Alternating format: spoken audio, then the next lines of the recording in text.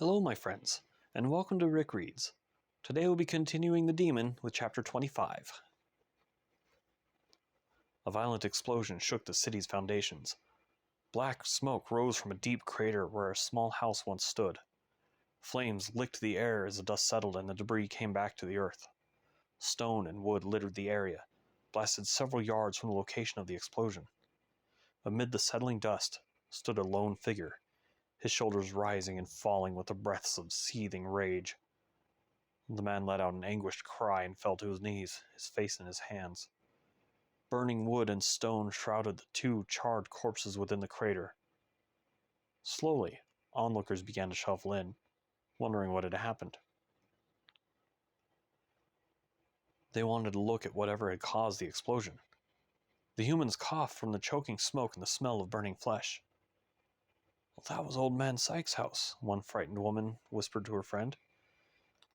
The onlookers shook their heads in disbelief and gasped as a whole when Dante rose to his feet, fists clenched and smoke rising from his body. His eyes were red and glowing with anger, and the crowd parted to let him through. No one wanted anything to do with this obviously powerful and angry man. Dante barely noticed. He made his way through the crowd and made for the outskirts of the city. Some of the city guard tried to stop him for questioning, but an upraised hand from Dante magically silenced them. One foolish guard even tried to physically stop the demon by grabbing his arm. Dante stopped and leveled his red-eyed gaze on the helpless man. Without so much as a gesture, Dante willed the man's face to begin melting. The flesh bubbled and dripped, and the man's screams echoed through the streets. His agonizing screams were cut short in a pained gurgle, and his melting skin literally drowned him. The corpse fell to the pavement in a wet plop, and Dante continued on his way. The humans had no idea what to do. None of them had ever encountered a demon, nor did they even believe demons existed. They simply stared in horror at the carnage they had just witnessed, and gave up any attempts at stopping Dante. Hours passed and Dante was outside of Manhattan, and on his way to Bethlehem. He cursed himself for not learning how to harness some of the powers death had granted him to allow him to fly. His rage had abated somewhat, leaving fear and despair to play their cruel games in his mind. He clenched his ring in his hand, hoping beyond reason that what he felt in Gerard's home was false. But he knew what he felt. Stacy was murdered, and the ring had conveyed the death-like cold as confirmation. It was cold as ice in his hands still. Dante's every thought was on the ring. Therefore, he did not notice the nagging feeling at the back of his mind calling for his attention. Nothing could distract him from finding Stacy's killer. Victor stood over the woman's corpse, wondering what to do. He stood frozen and panicked, unable to do anything. Then, he felt a presence calling to him from heaven. He let the call wash over him and willed himself to leave Earth behind. An instant later, he was standing before the throne of heaven. Amun-Ra was absent, likely dealing with something important elsewhere. Instead, Artemis and Death stood before the angel, both of them waiting for him. "Do you know why we called you here?" the archangel asked. Panicked thoughts raced through Victor's mind, none settling on a particular reason. "No," was all he could manage. "You're here to help us with something," Death intoned. Victor looked from Death to Artemis, confused. "Something terrible has happened," Artemis explained. Victor nodded. Yes, I was there. No, you weren't," Artemis interrupted. "The petty squabble between your human women was not what I meant. Dante has fulfilled his part of the prophecy." Victor's confusion took over again, but only for a moment, and dread filled his features as he looked to Death for confirmation. Death nodded. "His full power has been unlocked. We are not certain as to how, but he is now ready for his destiny." Victor searched his thoughts and shook his head. It doesn't make sense. Perhaps the two events are connected?" "What two events?" Artemis asked in annoyance. "The death of the human woman and his gain in power," Victor explained. "He must have truly loved her to be so affected. But how could he know of what happened?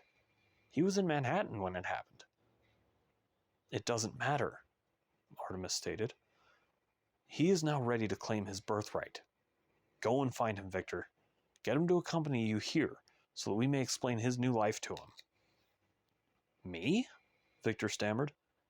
If all this was true, Dante would be far more powerful than he was when he had last met. That, coupled with the reason why his latent power was unlocked in the first place, made the angel feel very fearful about meeting a former enemy. He was not certain how Dante would have reacted to meeting him on the best of days, let alone today. Should conflict arise, I will step in, Artemis promised. Be diplomatic, and I won't find a reason to let the demon kill you. The threat was plain enough for Victor to know the Archangel was serious.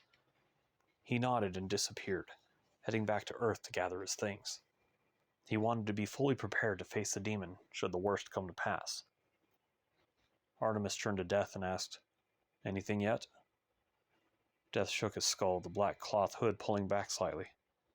"Nothing. He is able to ignore my summons now. We must rely on Victor. For now." Artemis's face contorted in anger, wrinkling the cloth over his destroyed eyes. "Of course we do," he spat. Victor reappeared in Stacy's home, but left before he was noticed. He ran back to his quarters in the church and stood in front of his scrying basin. The water was calm and still until he enacted the spell on it. A blurry image appeared, but the water bubbled in protest. Victor concentrated harder and brought the image into focus. Dante walked along a road, head hung low and shoulders slumped. Despite the black aura of power radiating from his body, the demon looked frail and defeated. Victor pitied the man, though that pity did nothing to diminish the angel's wariness of the demon. He took off his ring, allowing his full angelic splendor to wash over him. His gleaming silver and gold armor shone with its own brilliance, and his pearlescent wings unfurled. Victor felt his own power grow, freed by the removal of his ring. Even so, he knew he was no match for Dante if it came to blows. He climbed on top of the basin's table and stepped into the water, teleporting himself to the area in the image. He dropped out of the air to land in front of the demon. Dante reacted immediately, drawing his sword and readying himself for combat. A moment later, after the winged figure had regained his composure, Dante realized who stood in front of him. His muscles tensed further. Victor faced Dante non-threateningly and held his hands up. "I'm not here to fight you, Dante." Dante's eyes narrowed and he lowered his sword slightly. He could swear he heard fear mixed in with the truth of the angel's words. "That last message you sent me said otherwise. What's changed?" "My perception of you changed," Victor stated simply. "After finding out why you did what you did millennia ago, I realized I was wrong and you were simply following orders. But that's not why I'm here today." "I am in no mood, Angel," Dante warned. A faint pulse from his ring caught Dante's attention. It seemed to be pulling his thoughts toward Victor's sheathed sword. He decided to worry about it later. "What do you want, then?" Victor sighed in relief when Dante sheathed his sword and said, "I came to bring you to heaven. You've been summoned." Confusion creased Dante's forehead. "Why?" "It's not for me to explain." Dante shook his head and resumed walking.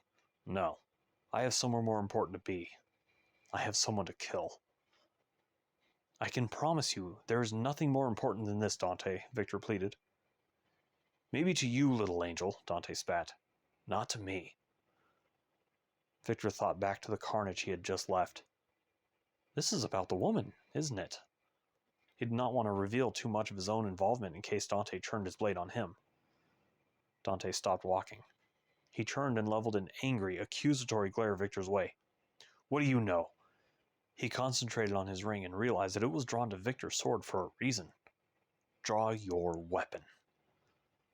Becoming increasingly worried, Victor slowly and non-threateningly drew his sword. Its silver sheen glistened in the sunlight, but there was a faint red stain on the blade. Dante's eyes filled with rage. "You!" he shouted, pointing an accusing finger at Victor. "You killed her!" Victor shook his head and put the sword away, once again holding his hands up in defense. "No, you don't know what happened. I was forced to do what I had to do. Her blood is on your blade, Dante yelled. He drew his sword again and stepped towards the cowering angel. Before he could close the gap, however, another winged figure landed between the two. Artemis stood with his shadowy sword drawn and leveled Dante's way. You are coming with us, Dante, he commanded. Whether you like it or not, you are coming to heaven with us. Dante opened his mouth to protest, but found himself standing in front of a giant golden throne before any sound came out. The throne was empty, but it was flanked by Artemis and Death. What is this? Dante demanded. Artemis walked forward and Dante could feel the weight of the situation. The archangel reached into a pouch on his belt and produced a twisted barbed gem hanging on a rusted iron chain. Do you know what this is? He asked. Dante shook his head, uncertain of why he was in heaven and why Artemis was presenting such an obviously ancient important trinket to him. This is the amulet that gives the right to the throne of hell, Artemis explained. I've been keeping it safe until a new king of hell was ready to take the throne. And that's me then, Dante scoffed. Just stop. I don't care about having a kingdom, nor do I care what happens to said kingdom. I have somewhere else I have to be, and I have someone very specific to murder. He turned away to find a way back to Earth, but was stopped by Death. You are the heir to the throne of hell, Dante, Death stated, as was your father, and his father before him. And why should I care about that? It will give you purpose, Death said. Shrug off the shackles of Earth and take your place among your own people. You are a king. Dante shook his head. I may be a demon, but I have never been to hell. What makes me king of somewhere I've never been? Your blood does, Artemis replied. In your veins runs the blood of the first king of hell. You are a direct descendant of Osiris himself, and you hold the power to rule every demon. I don't want it, Dante stated slowly. I want to go back to Earth and finish my business. Artemis's calm demeanor disappeared. You're a fool. What do you think will happen if you do not take the throne? Another demon will, and another war will break out. Do you want a repeat of the Great War that nearly destroyed the world?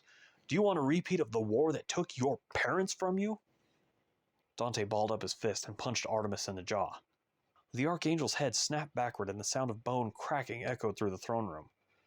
Artemis brought his angry glare back to Dante and realigned his shattered jaw. It healed swiftly, and he resumed his heavy scowl. My parents are dead because of you, Dante pointed. The war was your fault, and so were their deaths. You remember that, or it'll be more than just your jaw that I break. Dante concentrated and willed himself to go back to Earth. In the blink of an eye, Dante was back on Earth, right where he left. Victor was gone, but Dante knew he would find the angel eventually. All he had to do was play to the angel's sense of justice. And that, my friends, was chapter 25 of The Demon. I hope you enjoyed it, and have a wonderful day.